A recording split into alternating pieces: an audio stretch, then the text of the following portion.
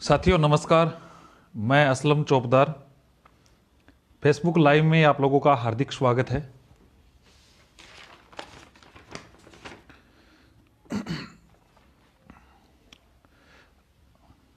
जैसे कि आप लोगों को विदित है, 4 बजे का समय दिया था और लाइव जुड़ने के लिए। कल एक लाइव किया था, थोड़ा सा अपसेट की वजह से बात नहीं रख पाया कल, लेकिन आज आप लोगों से जुड़ रहा हूँ, आपकी बात रख रहा हूँ, आपकी बात को समझ रहा हूँ। जितने भी राजस्थान के युवा अभ्यर्थी हैं जो मेरे से जुड़े हैं वो जुड़े एक बार।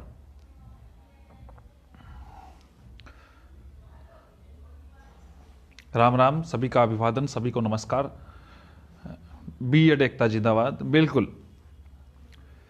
राजस्थान के जो युवा जो बार बार ये कल से मुझे कॉल आ रहे हैं, लगभग 200 हर घंटे कॉल आ रहे हैं। जो युवा जो कॉल कर रहे हैं उनसे मेरा अनुरोध है, अगर मैं आपके कई बार कॉल का रिप्लाई नहीं कर पाया तो आप समझ सकते हैं। हालांकि लगभग मेरे साथ वाले लोग जितने सारे आपको रिप्लाई करने की कोशिश कर रहे हैं, लेकिन फिर भी आपको पता है कि समय अभाव की वजह से और एक समय पर एक व्यक्ति एक से बात कर पाता है, लेकिन लाइव एक ऐसा संवाद है जिसमें ज़्यादा से ज़्यादा लोगों से हम जुड़ सकते हैं। तो आप सभी लोगों से, जो लोग मुझसे जुड़ रहे हैं, एक बार जुड़ जाते हैं, फिर अपन सारी बात रखते हैं।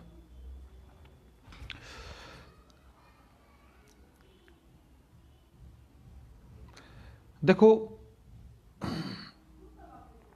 संघर्ष करना पड़ता है, संघर्ष में व्यक्ति अकेला होता है, और जब वो संघर्ष कामयाब होता है तो उसके पीछे एक काफिला होता है। और सबसे बड़ी बात, जीत में सभी साथियों का रोल होता है, और जब जीत के अलावा कोई बात होती है तो उसमें नेतृत्व करता ही जिम्मेदार होता है, क्योंकि क्या खामी रहती है, क्या और रहती है, ये चीजें। देखो, हमारे पास सरकार पे दबाव बनाने की बात थी, हमने बात रखी, कोर्ट के जो डिसीजन थे उनको समझाया, उनको सामने रखे। इसके पश्चात हमने सरकार के सामने उन राज्यों के बारे में भी रखा जहां से प्राथमिकता दी गई है, केंद्रीय वैकेंसीज। जो आपके कमेंट का जवाब दूंगा, एक बार आप वेट करें, बात सुनते जाइए। जिंदाबाद नहीं चाहिए दोस्तों, एकजुटता चाहिए पूरे राजस्थान की।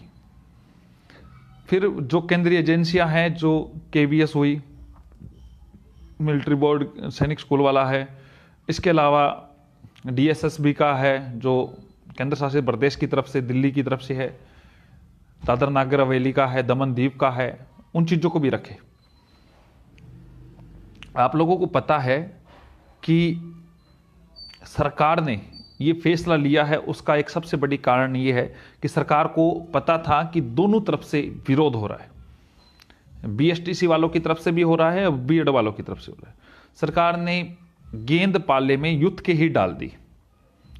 डोटासरा जी से मैं मिला तो उन्होंने एक बात कही थी, हम असमंजस में हैं, मझधार में हैं। हमारे पास एक डेलीगेशन बीएसटीसी का भी आ रहा है, एक बीएड का भी आ रहा है। अब जो मैं बात कह रहा हूं वो थोड़ा गौर से सुनना। अब लड़ाई आर पार की है। मैं समय इस लड़ाई में स्थायी रूप से भूमिका निभाने को तैयार हूं, और मैंने जितने भी विधिक अधिकारी है, अधिवक्ता हैं, और जो इस मामले में अच्छी पकड़ रखते हैं, उनसे परामर्श किया है। सरकार तो ये चाह रही थी कि बीएसटीसी वालों की तरफ से विरोध ना हो जाए, बीएड वालों को शामिल कर लेंगे तो सरकार के खिलाफ नारे लगने लग जाएंगे, और उन्होंने कहा कि बीएसटीसी वालों को मौका दे देंगे तो बीएड वाले वैसे अलाउ हो जाएंगे, कोर्ट से हो जाएंगे, अन्य मामलों से हो जाएंगे। उनको पता था, लेकिन ये 15 लाख लोगों के साथ जो कुठारघात हुआ है वो एक बड़ी बात है। अब जब व्यवस्थापिका आपका कार्य नहीं करती है, हमने कभी भी 2011 में जब एनसीटी ने पहली बार बीएड को बाहर किया था, हम उस समय भी राज्य सरकार, देखो आप लोग गौर कर ले, बीएड वालों को मौका दे रही थी। इस बार बीएसटीसी वालों को मौका दे रही है, बीएड वालों को मौका नहीं दे रही। उस बार भी राज्य सरकार को मुंह की खानी पड़ी थी और आगे भी मुंह की खानी पड़ेगी। ये कन्फर्म है, आप बात पते की आप नोट कर ले चाहिए। वैधता की बात बोलूंगा वीरेंद्र सिंह जी, बिल्कुल बोलूंगा, क्योंकि कल 2 दिनों से मैं इसी बात को लग रहा हूं, वैधता पे बात नहीं रख पाया, वो भी बोलूंगा, आप वेट करें। पूरे राजस्थान के युवा साथियों को जब जयपुर बुलाया गया तो आप गिने चुने पहुंचे और सरकार को पता चल गया कि ये जो लोग हैं, यूथ है, उनको अन्याय सहने की आदत हो गई है।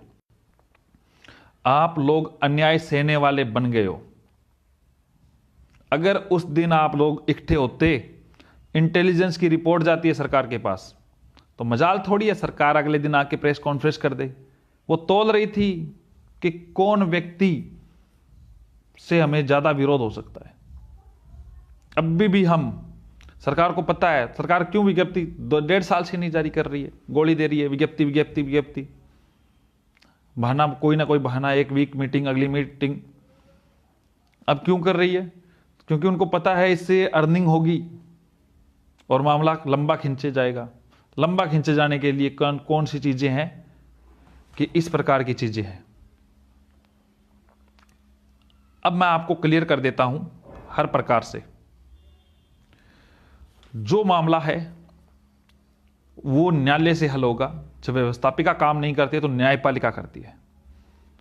हम अच्छे से अच्छा अधिवक्ता, वकील जो बोलते हैं वो हमें उतारना पड़ेगा, क्योंकि सरकार की पक्ष के लिए एजीबी उतरेंगे, डबल एजीबी उतरेंगे, पूरी टीम उतरेगी और दूसरे व्यक्ति भी उतरेंगे। हमारी पूरी टीम की एक मीटिंग रखी है 9 तारीख को जयपुर में मीटिंग रखी है। आप सभी बीएड साथी आमंत्रित हैं। जगह मैं आपको 8 तारीख को मैसेज कर दूंगा अपने पेज पे, अपने ट्विटर अकाउंट पे। वहां पे आप सभी लोगों की विचार भी लिए जाएंगे। हर जिला लेवल पे हमारी कार्यकारिणी गठित की गई है, वहां पे भी काम होगा और सभी को जिम्मेदारियां भी दी जाएगी। कार्य का जो नेतृत्व जो हमारी टीम कर रही है वो वाकई में सॉलिड है। हम प्रूफ के साथ काम करते हैं। कोर्ट में भावनाओं के आधार पर फैसले नहीं दिए जाएंगे। कोर्ट कभी भी भावनाओं के आधार पर फैसला नहीं देता है। आप लोग साथ दे, सहयोग करें, ज्यादा से ज्यादा लोगों को जोड़े। आप ज्यादा से ज्यादा लोगों को सहयोग के लिए बोले, तभी बात बनेगी। मैंने उन अधिवक्ताओं से बात की है जो इस प्रकार के केसों को हैंडल किया है। ये जो केस चाहे हरियाणा का हो, चाहे बिहार का हो, चाहे उत्तर प्रदेश सरकार का हो, उन सभी, और कई लोग मुझे कह रहे हैं आंदोलन करें, वो भी बताऊंगा।